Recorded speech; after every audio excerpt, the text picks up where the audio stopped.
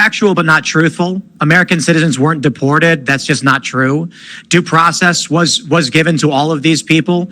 Look, if you want to argue that someone like Abrego Garcia deserved an additional hearing, a third or fourth hearing, or that as the actual due process they're concerned about pertaining to him is a USCIS interview to determine the current standing of Guatemala and this Barrios 18 gang, by all means, send a USCIS agent down to El Salvador, his home country, and have that conversation. But instead of actually dealing... In this clip, we're going to watch Tim Pool dismantle this weird leftist guy here and also Cenk Uygur, because as usual, Cenk Uygur brings himself into a situation where all he does is get excited and, well, it doesn't really make any sense. He just gets excited and pretty much says words. But, you know, I mean, shout out to Cenk Uygur. Cenk Uygur is on, you know, the owner of Turning Point. TYT. Anyway, but Tim Pool always brings his facts. Tim Pool is always ready for a good challenge. So Tim Pool is going to take down two lunatic leftists in this clip, and we love to watch it. Let's go ahead and get into it. Dealing with these issues, what do we get? Bloviating nonsense. It's 100 days in. We're going to impeach him for what? Oh, he's doing all of these things wrong or whatever. Look, the American people voted for this. They're largely happy with what they want. People have concerns about the economy. His polls are down. That's true. That's fine. But a lot of this is hyper-partisan sophistry intended to rile people up. There's two reasons why I'll tell you Trump's polls are down. And they are down. If you track Rasmussen, he dropped by about 6 or 7 points from where he was earlier. It's a swing, not a drop. He's down by 4. And this is probably due to tariffs. When you look at the corporate press, the principal institutions, ABC, et cetera, he's down in the double digits. However, if you go back to the start of his second term, you can see that the polls completely disagree with each other in ridiculous ways. One day he's up 10, the next day a new polling agency said he's down 10. The only thing you really need to track is a singular poll's movement over time, and we are seeing a minor decline. That is likely due to 401ks dropping, people being concerned about this. Does this rise to the level of impeachment? No. I think you're doing this largely because you want to get your name out there, because the Democrats have no front runner. No one knows who's in charge of the party, so everyone's clawing to the top of the crabs in a barrel to try and be the pick-me for 2028. All right, Congressman, Congressman, you're just doing this because you're a narcissist, basically. Well, look, in the first 100 days, his number... First of all, if you guys like this clip, please don't forget to hit the like and subscribe button and the notification bell. But Piers Morgan is the best instigator out here. Let's just say. I didn't expect him to say that. Right back to it. Numbers are lower than any other president. You have to go back 70 years. And the only other bad numbers for a president in the first 100 days was Trump 45. So people have spoken. Is that why you're doing it? People are having a buyer's remorse. People are, I've spoken to many of Trump's supporters, and they are hugely disappointed by his actions, by his failure to fix the economy. That's number one on people's minds. Okay, Carrie, what's your response to the congressman? Because there are lots of people saying this, and the Democrats have got their gander up a bit now. They're beginning to marshal their so-called resistance in a better way, because Trump's giving them a lot of opportunity to do that. At what point politically do you start feeling twitchy if the tariff war doesn't work how Trump intends it to? First of all, where did this guy come from? No, with all due respect, this is an idiotic thing to do.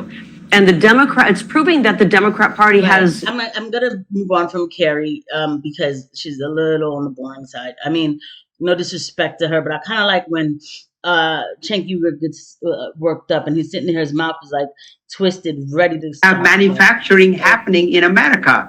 Really give him a little bit of a chance. 100 days is a lot to turn around Joe Biden, who, as I said, destroyed the American economy and continued to destroy manufacturing. Yeah, Cenk is chomping at the bit, so we're going to go ahead and watch Cenk get absolutely destroyed. And listen, 100 days isn't that many days to fix everything. Okay, so while I do have my concerns about certain things, but 100 days is really not like all right, now everything's great. Like, come on, guys, let's be a little bit more have some integrity with this here. All right, Cenk.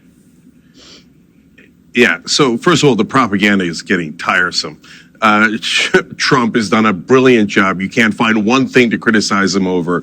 And, and Joe Biden had destroyed the economy. It was record low unemployment. So you're being preposterous. No one believes you.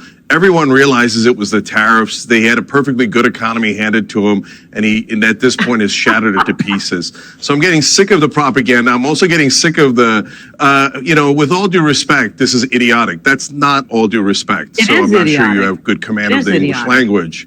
Okay. All right. Then don't say all due respect. Second of all, you're lecturing people about how to get respect the fact that elected. he's a Carrie, let's be congressman. I honest. really- Let's be honest, Carrie. You and I are not in a position to lecture people on how to get elected. Okay. You haven't won a lot of elections. Neither have I. Okay. So at least I've helped in winning elections. I'm not sure He's so ignorant. you have. So, and the brother over here in Michigan has actually won an election, but we're conflating two different things. Okay. Number one, we're talking about the polling. Look, Trump's down and hurt. It doesn't matter how much you guys spin it. We're going to have that play out. But that's not related to impeachment. Whether he's popular or not has nothing to do with impeachment.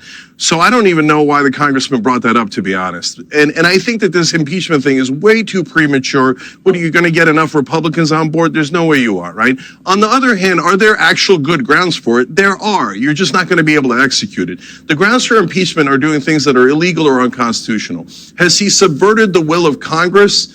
Many, many times. They appropriated money, he refuses to spend it. Or he's spending money that they didn't appropriate. Or he's taking powers like the power to tariff that Congress has, or the power to declare war that Congress has. I know that last one every president abuses. But we have massive violations of the Constitution here. The Supreme Court says bring this guy back, Abrego Garcia. Not only that, there was a clear do not deport order, and he violates that order and then admits that it was a mistake, and he still won't bring him back. The problem there isn't immigration, it's due process, which is the cornerstone of Western civilization. Cenk, and do you Batia and Cenk, Tim and others. I Look, made we the can point- go back and blame others. Okay, but look, I made Michelle right, go Obama. ahead. Michelle Obama piped up about this immigration stuff on X, and I replied to her, and my replies had gazillions of retweets because all I said was, as far as I'm aware, her own husband deported over 3 million people in 8 years. And no Okay. one can persuade me Yeah. that all of those were done with perfect due process, right? But I don't remember anything like the cacophony of outrage from the left when that was going down. And Obama, and I've said this So, before many Piers- times, he was the deporter in chief, was his nickname in Mexico. He couldn't get people out of the country fast enough. Yeah. Why was it fine for Obama? And why do liberals just try and pretend that never happened? And why is it so evil when Trump throws out a lot of people that I would imagine most Americans totally agree with? Yes, there are some. Garcia may well be one or not. We don't really know yet whether he was in this gang or not. If he was, then he deserves to be in the El Salvador hellhole. If he isn't and he's innocent, he deserves to come back. But let's not pretend that most of the people that Trump is kicking out were not on the deportation list already and probably deserve to be thrown out. Yeah. So, Piers, the beautiful thing about me is that I'm consistent on all these things. So when Obama did that, I criticized them. And in fact, when Obama killed Anwar al-Awlaki without due process, I was all over him. That was outrageous. It was and arguably worse than anything Trump has done. And that's where mainstream media loses all their credibility, and Democratic politicians lose their credibility when they're not even-handed. So that was totally unacceptable. But that doesn't make what Trump is doing acceptable. And Trump has he gone further than Obama in terms of turning people back at the border? When you turn people back at the border, as Trump is doing now and Obama did, that is not unconstitutional. But has he gone further? Yes. Did Obama ignore court orders? No. Did he say we should send American citizens to a foreign country like El Salvador? No. Did Obama say that he'd run for a third term, which is deeply unconstitutional? No. Did Obama kidnap people off the streets of America for criticizing Israel and arrest and deport them? No. All right, well, hang on. Let me add some. By the way, hang on. Let me add Tons of right wingers who agree with me. Tucker Carlson agrees. Candace Owens agrees. Let me add Joe some things. Rogan agrees. All right, hang on. Let me add some things to your list. Did Obama campaign in 08-09 on a ticket of closing Guantanamo Bay because it was an illegal torture chamber and he was a lawyer? Yes. Is it still open? Yes. Did he? Hollering. I mean, that's the thing. It is the hypocrisy of like how everybody always just has their talking points and, just kind of ready to argue. But I guess Tim really just never did have to go after Cenk. You guys have to excuse me.